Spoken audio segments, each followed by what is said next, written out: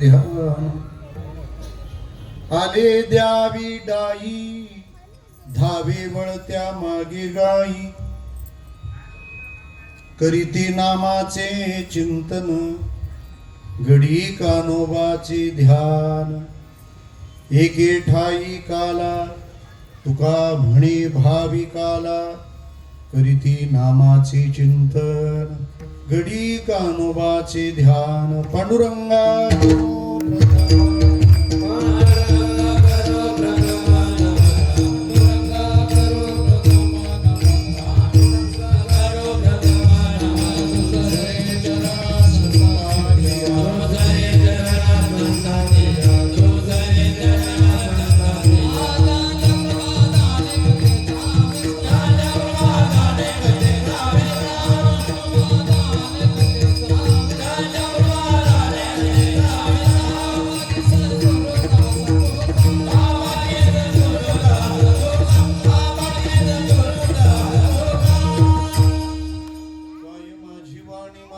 संतांसी रंजवू चित्तासी Apulia ओम नमो ज्ञानेश्वरा करुणाकरा दयाळा तुमचा अनुग्रह लाधलो पावन झालो चराचरी शरण शरण जी हनुमंता तुम्हा आलो रामदूता काय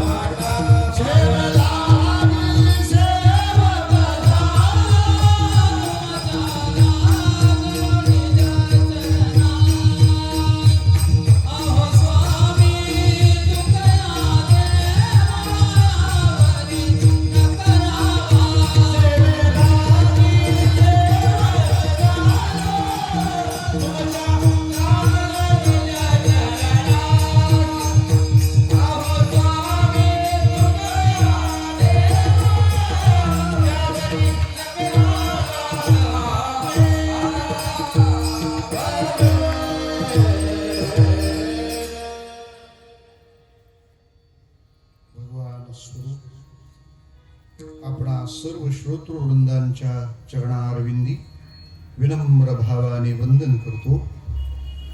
कीर्तन सेवेकरिता आपल्या पुढे सादर केलेला अभंग जगद्गुरु तुकाराम महाराज यांचा असून तुमच्या माझ्या सर्वांच्या अंतःकरणामध्ये परमात्म्याविषयी प्रीती ज्याने निर्माण होईल अशा या प्रीतीच्या निर्मितीला कारण ठरणाऱ्या बाबींचा उहापोह तुकोबाराय या रचनेतून करतात.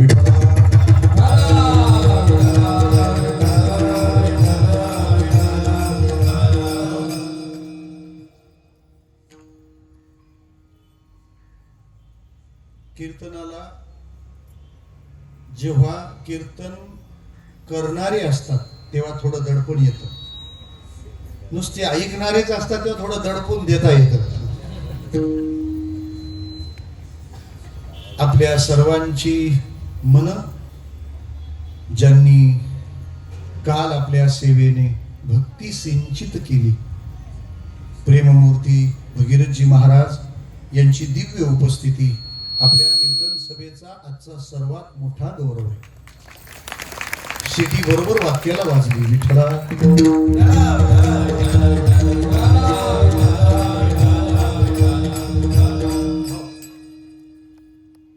त्यांचे माझ्यावर फार ऋण आहे.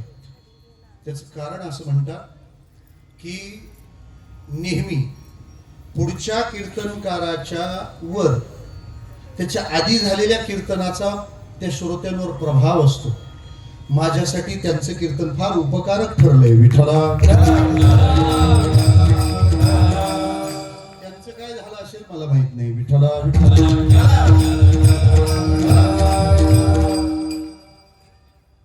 पेरणी सोपी का राबणी सोपी? बोला. पेरणी सोपी आहे, घ्यायचं आणि द्यायचं टाकून. पण अगोदर त्या जमिनीत काय काय खडकाळ असतं, गवताची बिया असतात, काय काय पडलेलं. जे कुठं नाही भेटत ते सगळं तिथं आणून टाकलं जातं. ते सगळं जमा करायचं असतं, पाला पाचोळा सगळं टाकायचं आणि मग पेटवून द्यायचं. पेरणी किती यशस्वी होईल ही अगोदर राबणी किती छान झाली यावर अवलंबून आहे. त्यामुळं आज मला कीर्तन करणं अत्यंत सोपं आहे, कारण अनेक प्रकारचं सिंचन झाल्यावर काल भक्ती सिंचन झालंय. विठ्ठला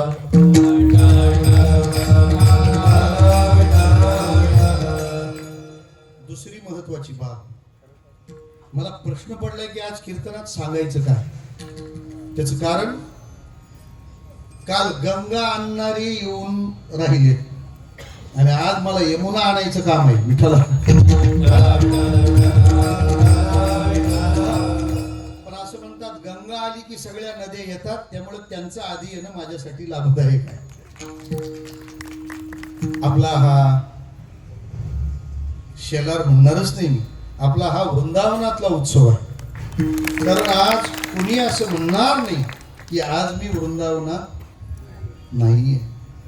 आपल्या अंतःकरणातली भगवत प्रीती या उत्सवाच्या निमित्ताने व्यक्त होतीये.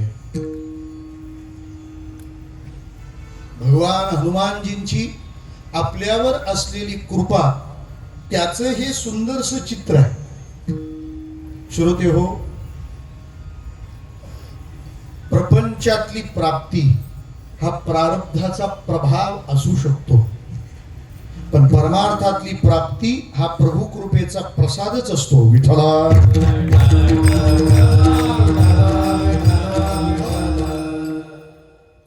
प्रारब्ध प्रत्येकाचं भिन्न असतं आणि प्रसाद सगळ्यांना एकसारखाच असतो. इथं आता प्रत्येकाच्या अंगावर असलेलं सोनं वजनानं भिन्नच असेल ना. 1 लाख काय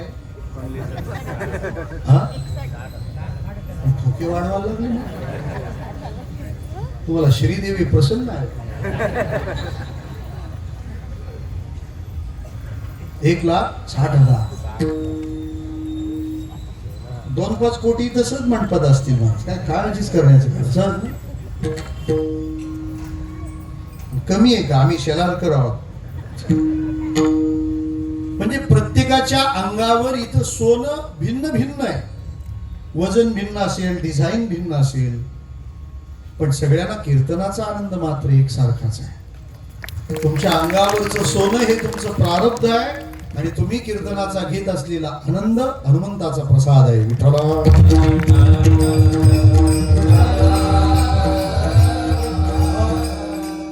फक्त प्रारब्ध प्रसन्न होत ना, हे वाढवा, तेव्हा सुवर्ण लाभतं आणि संत प्रसन्न होतात तेव्हा सुवर्ण लाभतं. विठ्ठला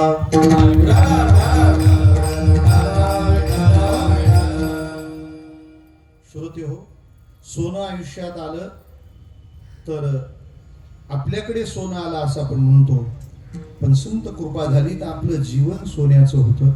आणि असं परमभाग्य आपल्या पदरात हनुमंतरायांनी घातलंय. त्यांना विचारत विचारत आपला उत्सव चालला आहे. काय भक्तीच्या त्या वाटा मज दावाव्या सुभटा. त्यामुळं छोटे कहाणी स्वरूपात सुरू झालेला हा उत्सव मला माऊलींचे शब्द प्रमाण वाटतात. इवलेसे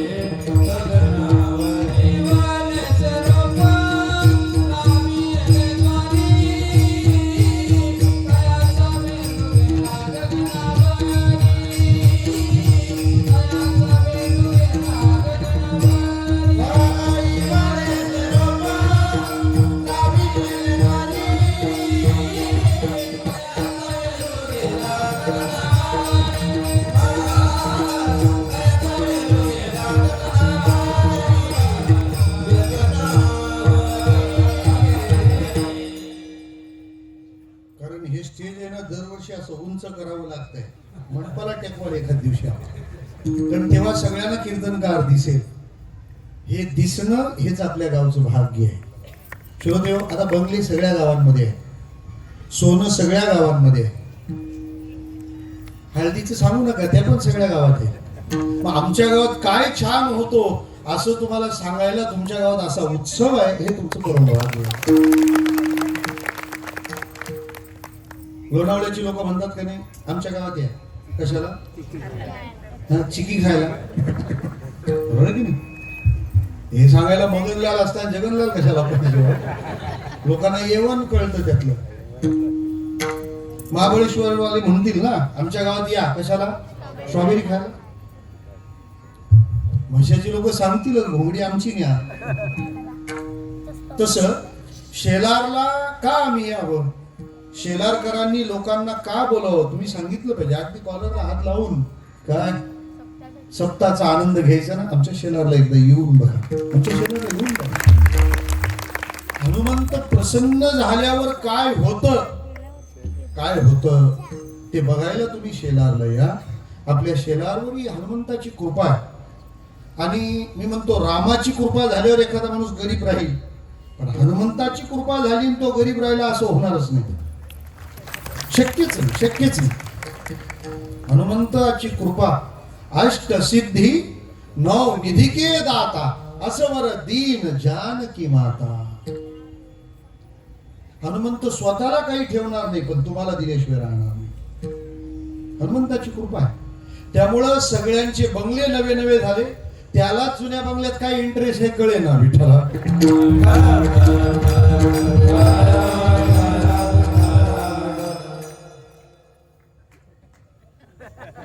हे बघा, 3 दिवस कीर्तनकार येतात ना, ती तुमचं कौतुकच करणार आहे विठ्ठला.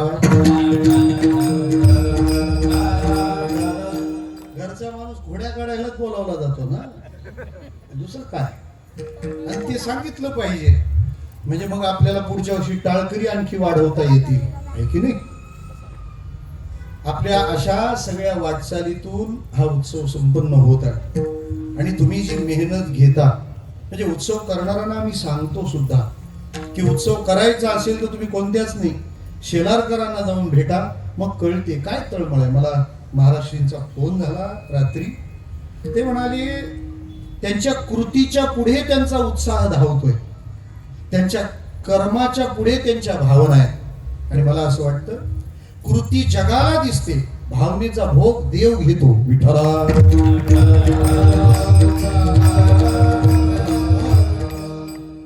उत्सव मोठाच होईल छोटाच होईल हे सांगता येत नाही, पण तुमच्या आताच्या ज्या भावना आहेत ना, या चिरायू हो ही माझी अपेक्षा राहील, ही माझी सद्भावना राहील. चिरायू हो हे उद्या पण बोलायचंच आहे विठ्ठला.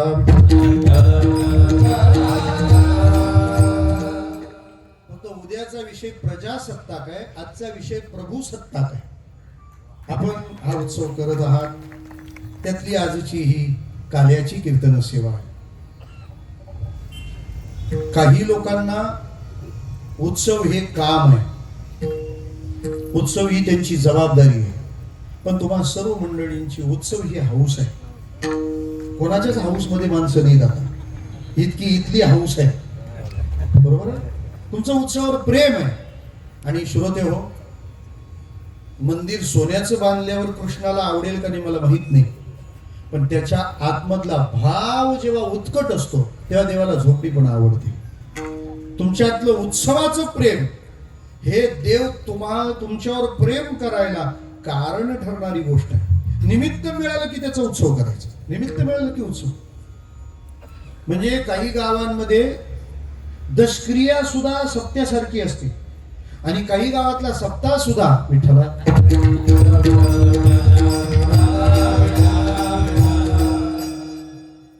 काहींच्याकडे पाहिल्यावर असं वाटतं यांना राज्य भेटले, आणि काहींना भेटल्यावर असं वाटतं यांच्यावर राज्य आलंय विठ्ठला.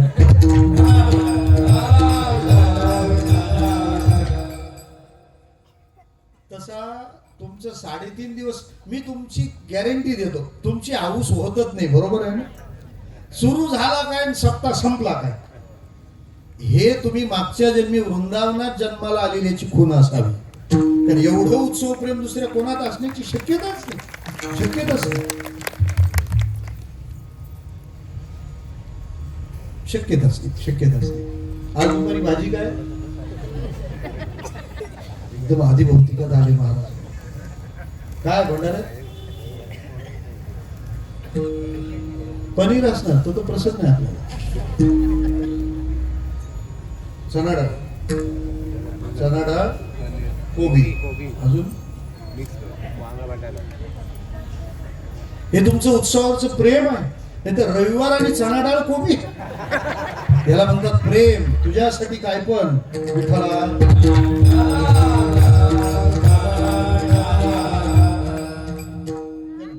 जेवणाचा विषय काढल्यावर भोजने आलीच पाहिजे.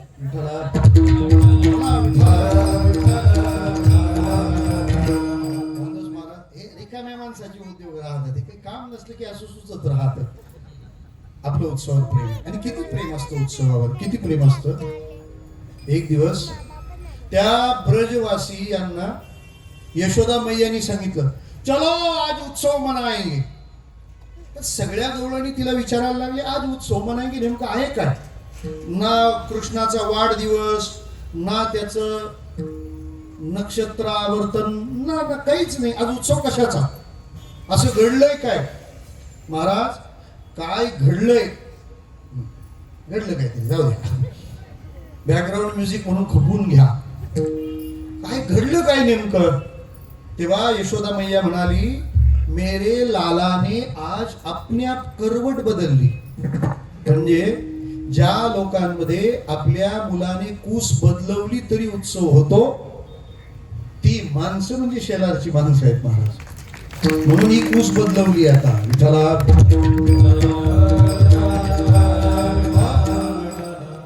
फक्त यंदाच्या उत्सवाला एक थोडस गालबोट लागलंय. ज्यांच्या प्रेरणेने हा उत्सव संपन्न व्हायचा वैकुंठवासी आमचे परशुराम बुवा त्यांच्या स्मृतीला अभिवादन आहे. परंतु या उभ्या लोकांमध्ये आज एक माणूस आपल्याला कमी दिसतो. ते म्हणजे आपले पारायणाचे मार्गदर्शक हरिभक्ती पारायण दत्तात्रय महाराज खैरी. अत्यंत वारकऱ्याचा शेवट गोडच असतो तो त्यात समाधानी असतो. परंतु त्यांचं अगदी अनपेक्षितपणे अचानकपणे आपल्यातून जाणं आपल्या सर्वांना वेदनादायी आहे. ही कीर्तन सभा त्यांना वंदन करते. त्यांचा अचानक झाला असं काही नाही. आता वैकुंठात पारायण सुरू केलं असेल देवाने म्हणून तर नेले विठ्ठला.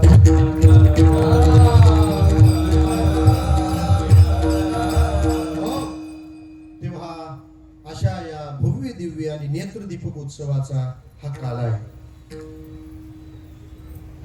काल्याच्या दिवसाला कृष्ण सांगितलं पाहिजे. कारण काला वाटायचं असेल तर कृष्णाशिवाय पर्याय नाही. बाकी ते कोणालाच जमलं नाही. जग सगळ्यांना सगळं जमलं पण जे कृष्णाला जमलं ते कोणालाच नाही जमलं. नाही जमलं त्याला. तो अर्जुनाला अनासक्ती पण सांगू शकतो गवळणींसोबत रास पण नाचू शकतो हे त्यालाच जमलं विठ्ठला. अर्जुनाला रडू न देणारा ब्रजवासियांच्या आठवणीने रडू शकतो हे त्यालाच जमलं. चोरी हा अधर्म आहे तो करू नये असं सांगून गवळणींच्या घरी लोणी तो चोरतो हे त्यालाच जमलं. 16,108 स्त्रिया असून संन्यास कसा असावा याची व्याख्या सांगणं त्यालाच जमलं विठ्ठला.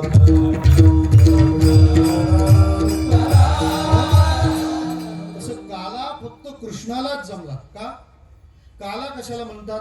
सगळं एकत्र कालवलं जातं त्याला म्हणतात काला. सगळे एकत्र. आता तुम्ही इथं जण एवढे जण बसलात कोणी बाजूच्या माणसाला विचारलं का तुझी जात कोणती. विचारलं नाही. सगळे समरस झाला. कारण आपल्या इथे जात विचारली जात नाही. जगात हा एकच मांडव आहे जिथं जातीचा विचार होत नाही. काही विचार करू पाहतात पण लोक त्यांचा विचार करत नाहीत विठ्ठला.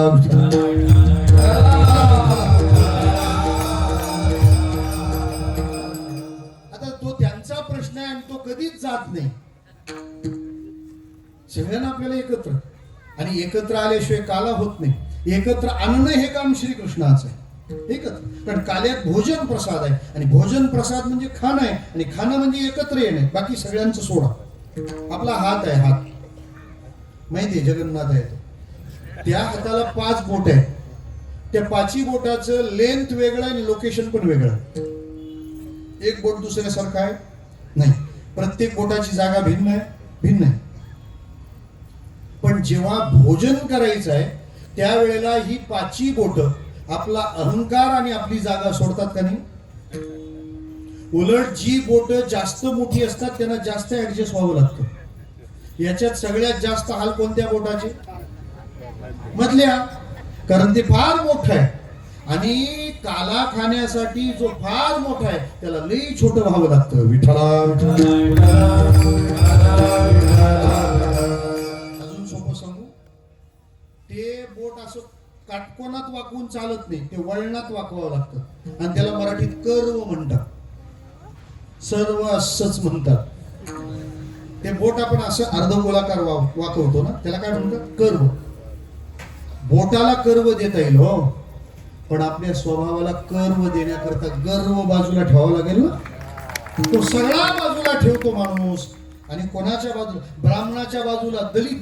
अशी पंगत फक्त वारकरी संप्रदायाच्याच मांडवात पाहायला मिळते. जिथं जात विचारली जात नाही, सगळे एकत्र येतात आणि सगळे एकत्र येऊन आणि मग प्रसाद बनतो. हा त्याचा अर्थ आहे. त्याचा अजून एक अर्थ आहे. ही जी बोटं असतात ना, ही वेगवेगळीच असतात नेहमी. आपल्याला दिसतात पण वेगवेगळी. आपल्याला वाटतं हे निरनिराळे आहे, पण लक्षात ठेवा खायच्या टायमाला सगळे एकत्रच असतात. विठ्ठला.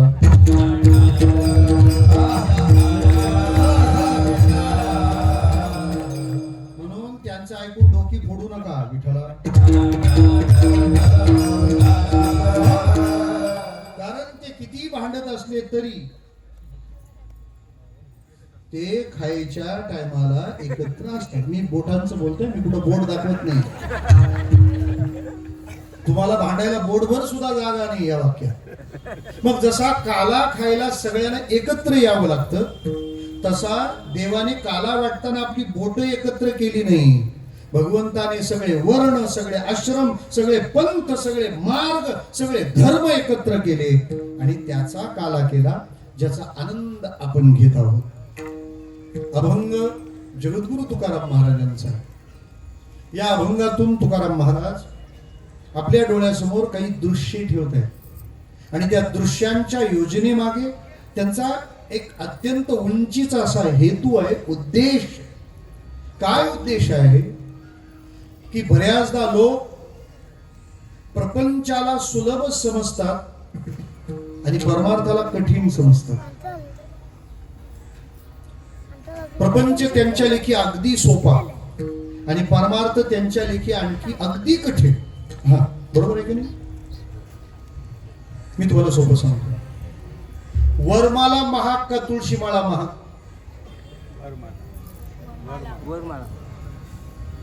थोडं तुमच्या वरमाला धक्का लागणार आहे या वाक्याने, पण माझा प्रश्न अगदी प्रांजळ आहे. वरमाला महाग का तुळशी माळा महाग? वरमाला. विधी तू वरमाळेचा मोठा का तुळशी माळेचा मोठा? वरमाळेचा विधी फार मोठा. तुळशी माळेसाठी माणूस शोधावा लागतो का वरमाळेसाठी शोधावा लागतो? घालणारा तुळशी माळेसाठी कोणाच्या घालायचे तो शोधावा लागतो. तिथे ज्याला घालायची तो शोधत असतो. विठ्ठला.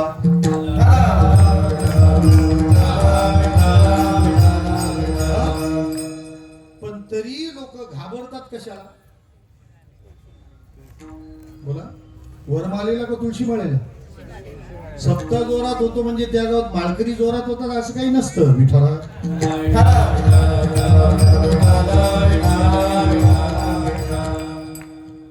आमच्या उमेश बाबूराव देसाई यांनी तुळशी माळ घातली एकदा टाळीवर. त्यांचं जन्मगाव कुठलं? कुठले आहेत ते? कुठले आहेत ते? कोल्हापूरचे आहेत ते. विठ्ठला.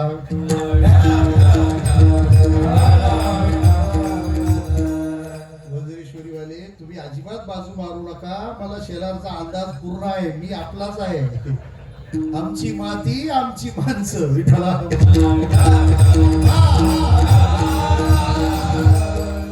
लोक खूप घाबरतात. लोक परमार्थ दिसला ना की ते म्हणतात हा हे सोपं नाही, हे लय कठीण आहे. लोकांना फार कठीण वाटतं. आता देव कधी कधी लीला करतो म्हणून 31 ला एकादशी येते विठ्ठला.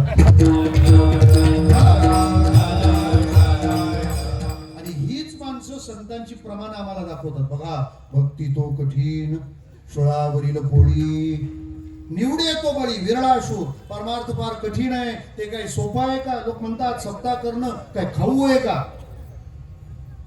आणि सप्ताह करणं म्हणजे सप्त्यात खाऊ नका, पण सप्ताह करा ना विठ्ठला.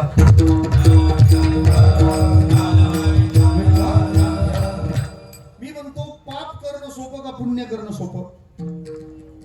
काय सोपं? पाप करणं सोपं म्हणाले. पाप करणं सोपं. बरं पुण्य करायला सगळ्यात मेहनत काय? बोला बोला रामकृष्ण हरी बोला. झालं पुण्य. हरिमुखे म्हणा हरी.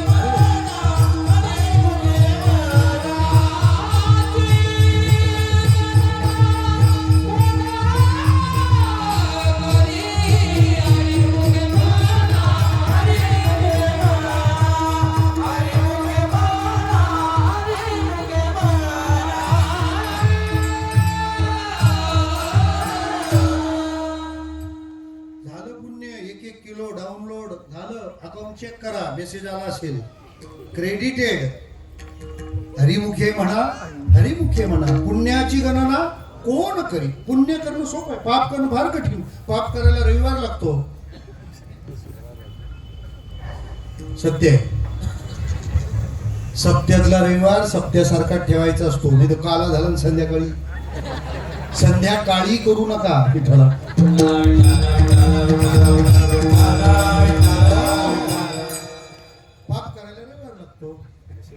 रविवार पाहिजे, त्या दिवशी सगळी तयारी पाहिजे. श्रावण मार्गशीर्ष नाही पाहिजे, शनिवार नाही पाहिजे.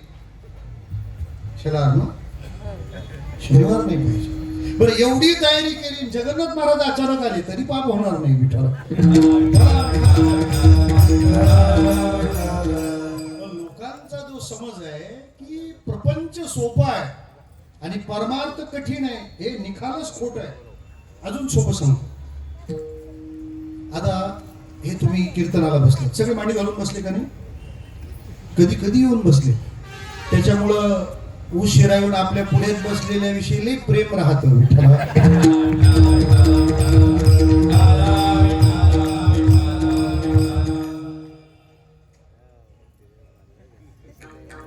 मांडी घालून बसलात ना तुम्ही.